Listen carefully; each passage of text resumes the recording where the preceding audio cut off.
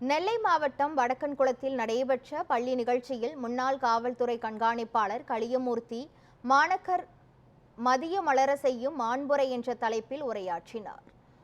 SAV Balakrishna matric பள்ளியில் நடைபெற்ற மாண்புரையில் திருச்சி முன்னாள் மாவட்ட காவல்துறை கண்காணிப்பாளர் களியமூர்த்தி மாணவர்களுக்கு செல்போன் பழக்கத்தின் தீவிர தாக்கம் குறித்து பேசினார். செல்போன் பயன்படுத்தி மாணவர்களின் மூளை மழுங்கி போயுள்ளதாகவும் அவர் தெரிவித்தார். புத்தகம் படித்தால் அறிவு வளர்ச்சி ஏற்படும், ஆனால் இன்று செல்போன் செயலிகள் மனிதர்களை முடக்குவதில் ஈடுபட்டு உள்ளன. மாணவர்கள் தங்களது நேரத்தை புத்தக படிப்பில் செலவிட வேண்டும் எனவும் ஆசிரியர்களின் அறிவுரைகளை கேட்டு நடக்க வேண்டும் எனவும் கேட்டுக்கொண்டார். இந்த நிகழ்ச்சியில் SAV கல்வி குழுமம் சார்பில் பள்ளி தலைவர் மற்றும் அதிகாரிகள் களியமூர்த்தியை வரவேற்றனர். ஒவ்வொரு சேனல் ஒவ்வொரு கதை சொல்லுவான். இதெல்லாம் பார்த்து பார்த்து மண்டை குழப்பி சாயந்தரம் போனால் இதெல்லாம் எதுக்கடா பார்த்தோன்னு யோசிச்சு பார்த்தேன்னா ஒன்று இருக்கு. அதே ஒரு புத்தகத்தை எடுத்து படிச்சேன்னா அறிவு அப்படியே உனக்கு வளர்ந்து கொண்டே இருக்கும். இந்த அடிப்படை அறிவு கூட நமக்கு இருப்பதில்லை.